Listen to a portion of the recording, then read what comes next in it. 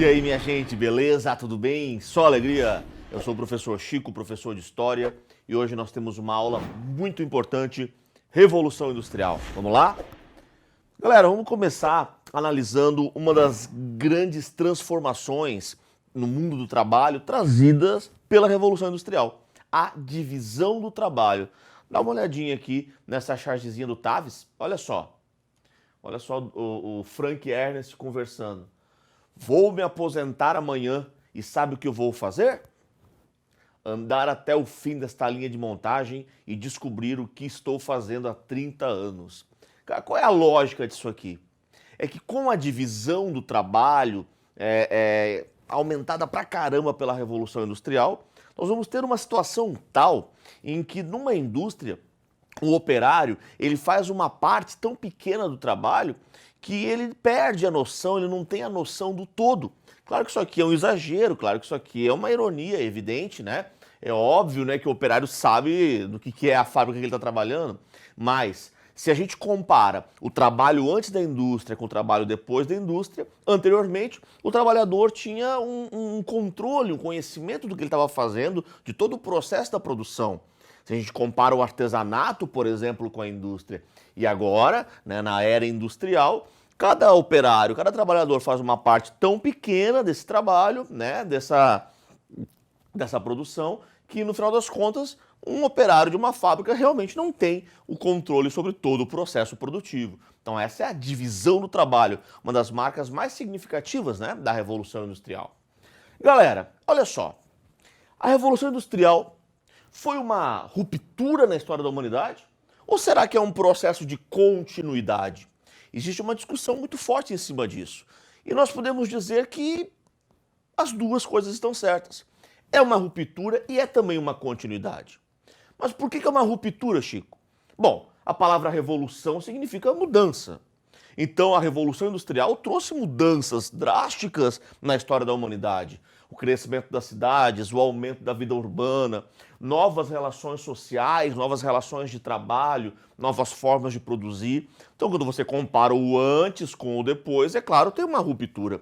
Mas por outro lado, é também um processo de continuidade, já que o capitalismo, juntamente com a burguesia, que vem se desenvolvendo desde os primórdios da Idade Moderna, chegou num ponto em que avançou de tal maneira que chegamos na era das máquinas, na era da maquinofatura, na era da indústria.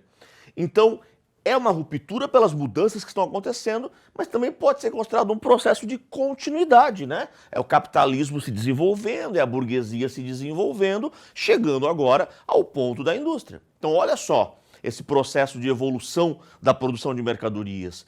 O artesanato, quando o trabalhador é dono da produção, quando não há divisão do trabalho. A manufatura, quando o trabalho ainda é predominantemente manual, mas já há divisão do trabalho, já há muitas vezes um patrão pagando para que os trabalhadores executem as tarefas, já é diferente do artesanato, né, onde o trabalhador era dono do que produzia. E agora a maquinofatura, quando a divisão do trabalho fica acentuada, quando a máquina vira o centro, né, do sistema produtivo, né, e evidentemente, estamos aqui exatamente nesse momento, nesse contexto, né, de grande mudança na produção de mercadorias. Então essas as principais etapas, o artesanato, a manufatura e agora esse momento em que estamos chegando, né, meados do século XVIII, ali por volta de 1750, 1760, estamos chegando na era da maquinofatura. A máquina vira o elemento central. Veja que no artesanato e na manufatura, a mão, a habilidade manual é o elemento central da produção. E agora, na era industrial, a maquinofatura, o próprio nome já nos indica, claro, a máquina é o elemento central. Amigos, a Inglaterra foi a nação pioneira na Revolução Industrial. Ali por volta de 1750, 60, a Inglaterra está entrando na era da maquinofatura.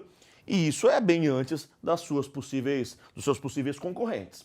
Então, o que possibilitou esse pioneirismo inglês? Alguns elementos para a gente lembrar. Veja, acontecimentos decisivos, né? Antecedentes da Revolução Industrial Inglesa.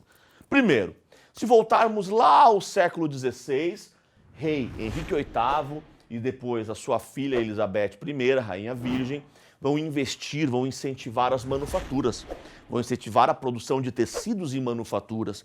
Esse incentivo dado por eles, é claro, que vai ajudar a fortalecer a burguesia, né, os comerciantes ingleses. Podemos citar ainda, desde a época do rei Henrique VIII, os chamados enclosures, os cercamentos, a política dos cercamentos, que basicamente eram terras agrícolas que eram usadas de forma coletiva por camponeses ingleses. Essas terras vão ser cercadas para a criação de ovelhas e extração de lã, que vai ser usada na produção de tecidos. E claro que a política dos cercamentos fortalece as manufaturas, fortalece a burguesia e, por outro lado, causa um grande êxodo rural. Trabalhadores camponeses que viviam nessas áreas que vão ser banidos e que vão ter que se direcionar em busca de oportunidades, vão ter que se direcionar, vão ter que se dirigir às cidades. E isso vai, obviamente, gerar uma abundância de mão de obra, muita gente desempregada nas cidades, que vai poder daqui a pouco trabalhar, né, na manufatura, ou mais tarde até na maquinofatura, e isso é ótimo para o patrão, é ótimo para a burguesia. Quanto mais mão de obra disponível tiver, menor é o salário que ele pode pagar, não é mesmo? Outro elemento importante, que é um antecedente da Revolução Industrial, é o ato de navegação, ou os atos de navegação de Oliver Cromwell. Oliver Cromwell foi um cara que governou, né, durante alguns anos a Inglaterra, no contexto das revoluções inglesas, que a gente vai ver em outra aula. E esse Oliver Cromwell, durante o período de seu governo, estabeleceu esse ato de navegação. Basicamente, esse ato de navegação proibia que embarcações mercantes de outros países pudessem levar ou trazer mercadorias para a Inglaterra. Apenas navios ingleses podiam transportar mercadorias inglesas ou mercadorias que estivessem vindo para a Inglaterra. Isso fortaleceu pra caramba a marinha mercante, a marinha comercial inglesa. Também é um fator para a gente lembrar como um antecedente importante da Revolução Industrial. Citamos ainda a Revolução Gloriosa. Revolução Gloriosa foi o episódio, foi o contexto da queda do absolutismo inglês. Então, desde o final da Revolução Gloriosa, a Inglaterra é uma monarquia parlamentar, como é até hoje, né, onde nós temos então o parlamento de fato concentrando o poder, né, a figura real vira uma figura praticamente simbólica, digamos assim, e dentro desse contexto a burguesia cresce, a burguesia se fortalece, porque a burguesia vai ter participação ativa dentro desse parlamento. Então a burguesia foi favorecida economicamente e por esta revolução é favorecida politicamente também. E é justamente essa galera, a burguesia, que vai comandar o processo, né, de industrialização. E podemos citar ainda, como antecedente importante da Revolução Industrial, tratados comerciais bem-sucedidos, tratados bem amarrados pelos ingleses. O principal destaque é o Tratado de Methuen, ou Methuen, tratado também conhecido como dos panos e vinhos, firmado entre Portugal e Inglaterra, um tratado que possibilitava que os tecidos ingleses entrassem em grande quantidade na Inglaterra, em troca dos ingleses se comprometerem a comprar prioritariamente o vinho português.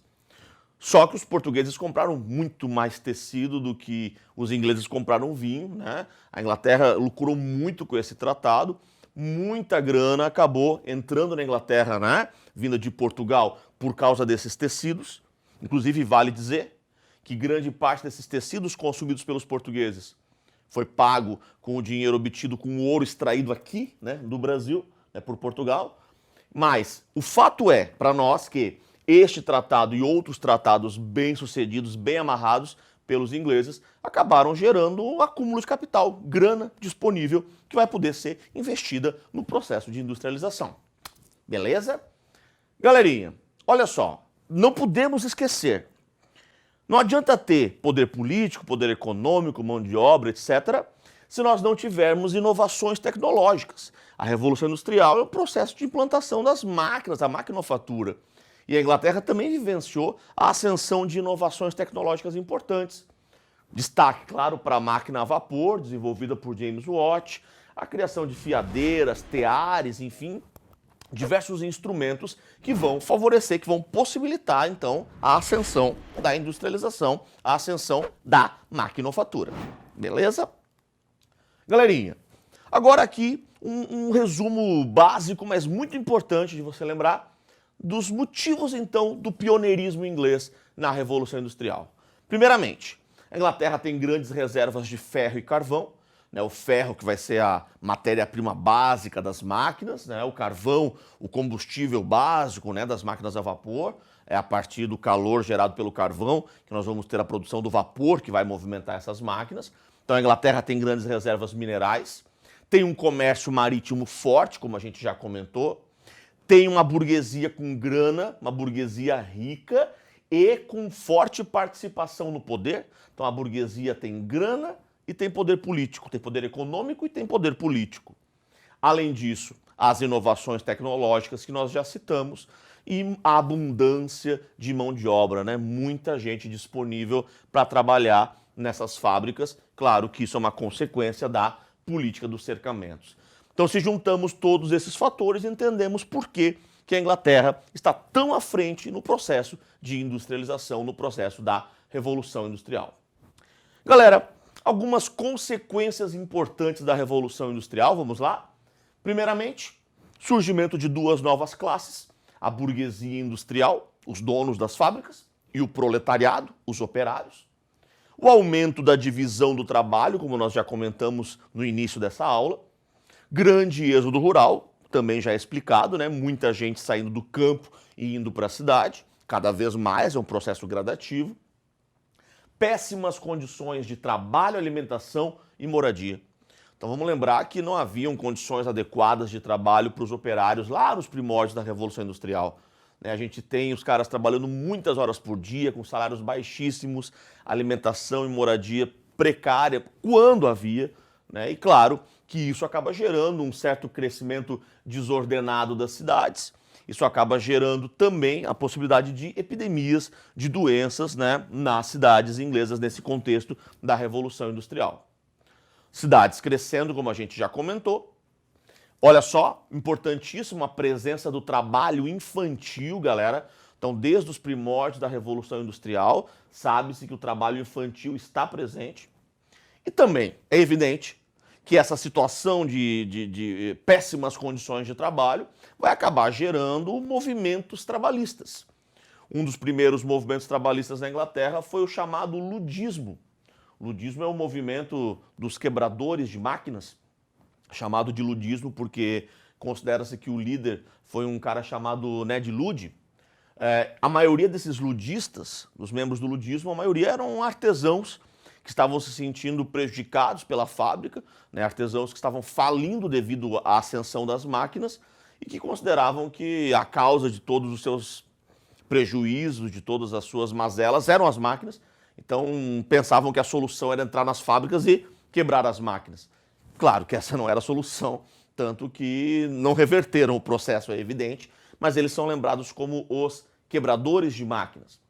Outros movimentos, como o cartismo e mais tarde a organização das trade unions, né, das organizações de trabalhadores, né, também vão surgir aí, especialmente aí a partir do século XIX, como consequências da Revolução Industrial. Trabalhadores tentando buscar melhores condições, tentando buscar aquilo que eles consideram justo. Bom, ainda citando como consequências, como efeitos da Revolução Industrial, vamos lá, aumento da produção, que é um tanto quanto óbvio, a maquinofatura vai gerar aumento da produção, e do comércio mundial. Então o comércio internacional, ele vai se acentuar a partir da industrialização. Pressão inglesa pela abolição da escravidão. Então a Inglaterra começa a botar mais pressão sobre os países escravocratas para que eliminem a escravidão, como acontece aqui no caso do Brasil. Claro que essa pressão inglesa está relacionada a interesse que eles têm em vender mercadorias, né? Um país, um local onde a mão de obra é majoritariamente escrava, não tem tanta gente assim que possa comprar produtos ingleses. Então o interesse inglês é aumentar o mercado consumidor para suas mercadorias. Temos o apoio inglês às independências latino-americanas. Então a Inglaterra apoia a independência da América Latina. Claro, vamos lembrar, da América Latina. É óbvio que a Inglaterra não vai apoiar a independência da América do Norte, a independência dos Estados Unidos, que era sua própria colônia. Mas apoia a independência da América Latina porque países independentes seriam locais onde possivelmente mercadorias inglesas poderiam penetrar com maior facilidade. Podemos citar o aumento da poluição, né, também trazido pela Revolução Industrial, e o desenvolvimento do transporte ferroviário. Então, as Marias Fumaças, as locomotivas, né, a vapor. Então, o trem também pode ser citado como uma consequência importantíssima aqui desse contexto de transformações que a gente chama de Revolução Industrial. Beleza? Vamos cantar com o Chico? Que é Revolução Industrial, a produção não é artesanal. Tem muita máquina e coisa e tal, precisa acúmulo de capital. Em inglês foi aí que a indústria veio a surgir. Na Inglaterra tem ferro e carvão, e o comércio pelo mar é bom. A burguesia tem um dinheirão, e no poder tem participação. O campo se cercou, e a cidade até superlotou. Assim que começou essa exploração,